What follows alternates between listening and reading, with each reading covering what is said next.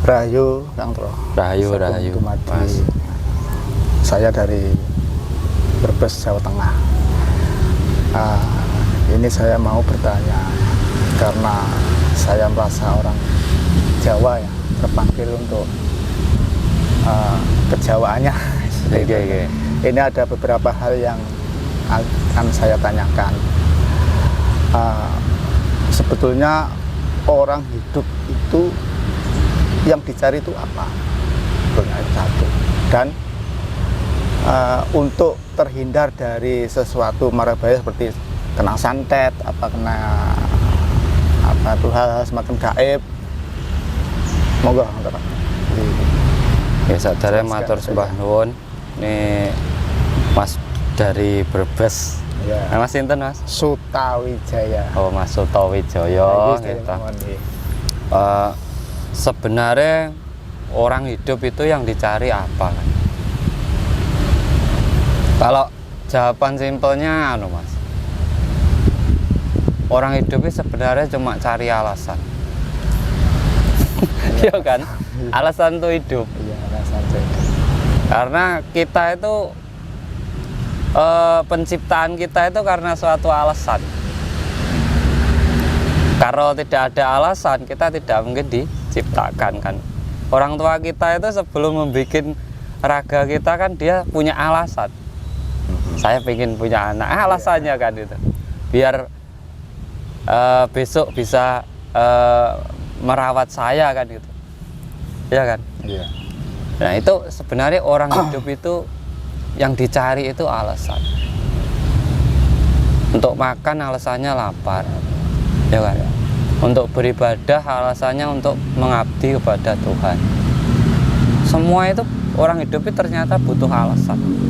Itu sebenarnya yang dicari. Kalau sampean pengen tahu tujuan hidup, itu beda.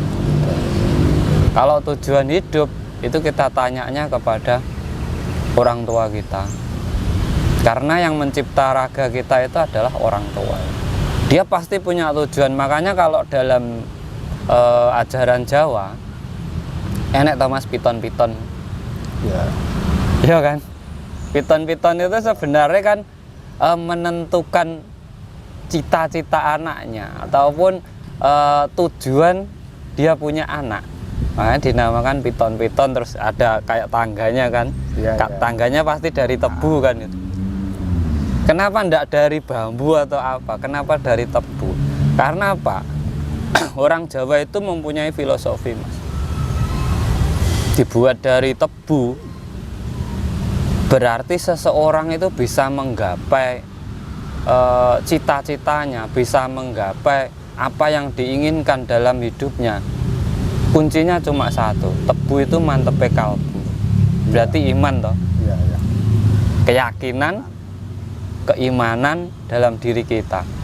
Ya itu menyimpulkan bahwa ternyata leluhur kita terdahulu itu ilmu pemahamannya tentang kehidupan itu luar biasa. Dia sudah menemukan kunci-kunci tersendiri sehingga dijadikan sebuah tradisi. Apabila anak cucu mereka nanti bisa membongkar misteri di balik tradisi ini, itu akan menemukan pelajaran hidup yang luar biasa.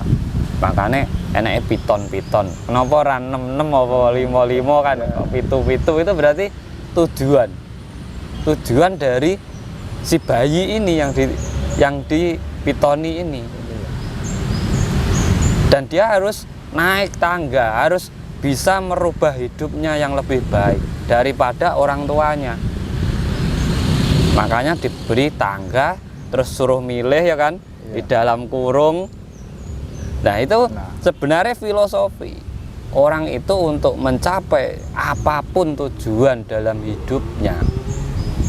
Kunci utamanya hanya sebatang tebu, manteping kalbu. Jadi keimanan. Dan kalau dalam keilmuan modern sekarang sebenarnya itu adalah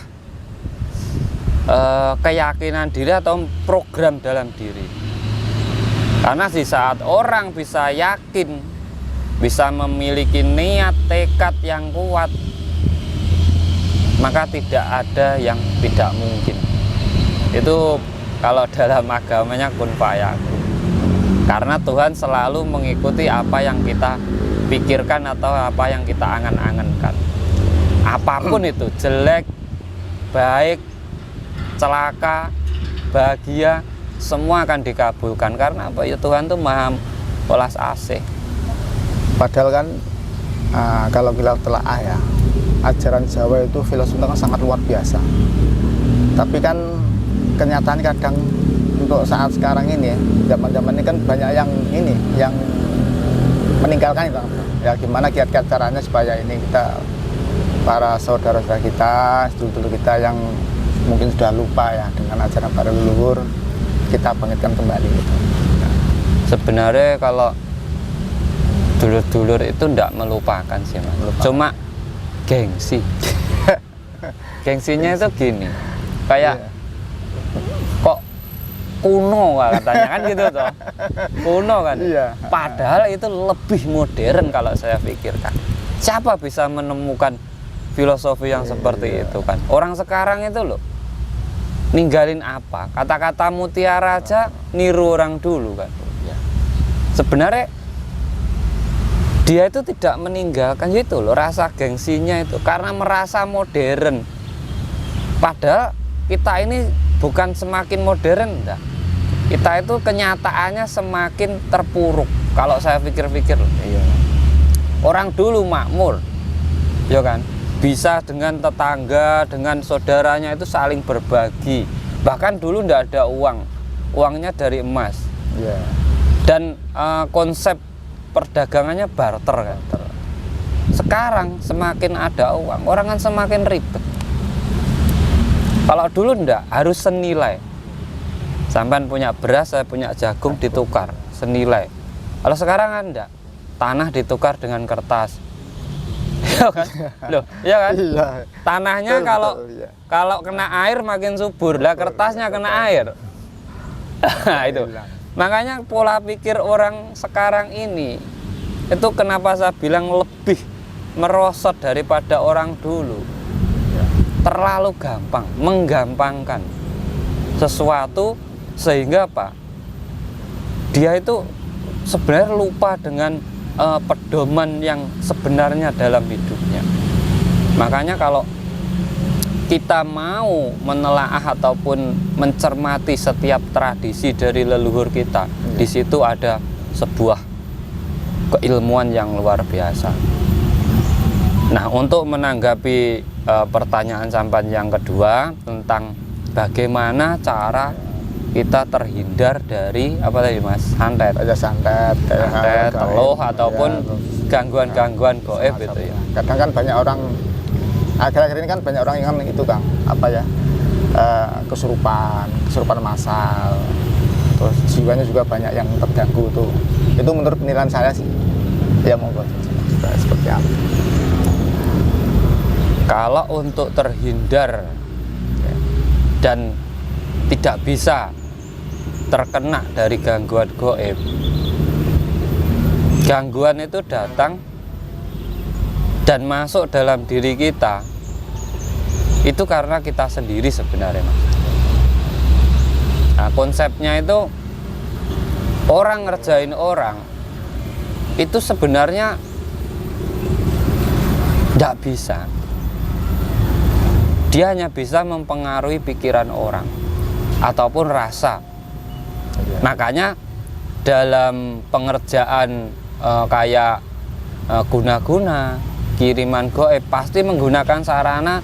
Kalau orang Jawa mayoritas kan bunga ditabur di depan rumah, ya toh, tempat usaha. Kalau nggak gitu garam atau beras kuning, ya kan. Yang ditabur itu nggak ada apa-apanya Mas sebenarnya. Itu tidak ada jinnya, tidak ada kodamnya, tidak ada apa-apa yang ditabur itu. Tapi fungsi itu dibuang adalah membingungkan pikiran orang yang di situ. gitu ya. Sampean bangun pagi-pagi, tahu-tahu depan pintu sampean ada bunga gitu. Pasti sampean langsung bingung tuh. Wah ini Wah, ini dibikin orang ini kan gitu. iya. Nah, terus wah nanti pasti ada apa-apa. Lah dari inilah itu masuk. Karena kita pikirkan, akhirnya kita rasakan, tiap hari kita pikirkan, kita itu seperti apa? Mensugesti diri kita sendiri. Nah, untuk terhindar dari hal-hal tersebut, makanya apapun yang dibuang di tempat mungkin usaha sampean, rumah sampean, sapu saja. Jangan pikirkan. Pokoknya apapun yang dibuang itu tidak ada apa-apanya. Jinnya tidak ada, apa tidak ada. Itu hanya untuk mempengaruhi pikiran kita. Berarti kuncinya itu ini ya, di pola pikir kita ya. Iya. Itu harus betul-betul istilahnya kita berpikir dengan cerdas, begitu ya. Iya mas.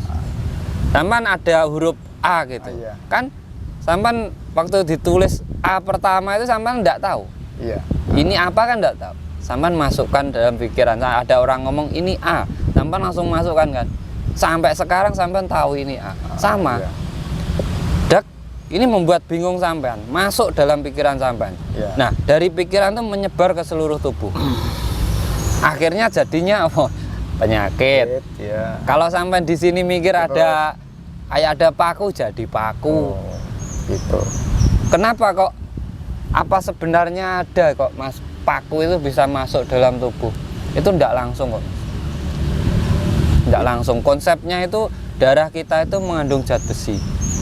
Di saat kita mencipta di sini, tubuhku ada jarumnya, tubuhku ada pakunya. Ini membentuk sendiri. Sebenarnya itu. Masalahnya, ya saya paham lah cara konsepnya itu saya paham. Makanya dari dulu, ya namanya spiritual ya mas. Iya. Kita pasti kalau ada musuh itu pastilah. Ya memang konsep saya itu tidak pernah orangnya gagas mau di kayak apa orang itu, saya tidak pernah gagas. Kamu mau gini terserah, mau gitu terserah kan gitu. Justru itu yang menyelamatkan kita. Makanya orang dulu ilmu paling tingginya ada semeleh. Wes karepmu lah kan. Justru makmur, justru tenang kan gitu. Kalau kita cepet bingung, lah dari bingung itu loh. Awal Nah. sumber malapetaka ya. Makanya itu usaha orang bisa ruwet, terus seret, rezeki tersumbat, penyakit kuncinya 75% itu di pikiran mas. Sampean pengen sembuh, yaudah ubah pikiran sampean. Sampean pengen sakit, bikin pikiran sampean itu nanti langsung jadi penyakit. Makanya orang kok saya itu sakit kok tidak sembuh-sembuh, tanya dulu diri sampean sendiri. Kalau pikiran sampean sudah ngomong saya ini diobatin di mana-mana nanti juga tidak sembuh, ya udah, berarti kan sampean tidak pengen sembuh. Tuhan pasti mengabulkan. Iya kan? Iya, iya. Tapi kalau sampean sakit separah apapun, saya masih ingin hidup, saya harus sembuh, berarti doamu adalah untuk kesembuhan. Tuhan pasti akan mengabulkan kesembuhan tersebut, karena manusia itu sebenarnya bisa mengobati dirinya sendiri. Manusia itu di dalam ada pelindungnya, kan ada cairan untuk menetralisir racun. Nah, di luar dari pandangan mata kita jangan terpengaruh. Luar dalam itu kita sebenarnya sudah bisa melindungi diri kita sendiri. Makanya puncak keilmuan dari orang Jawa itu eling lan waspada.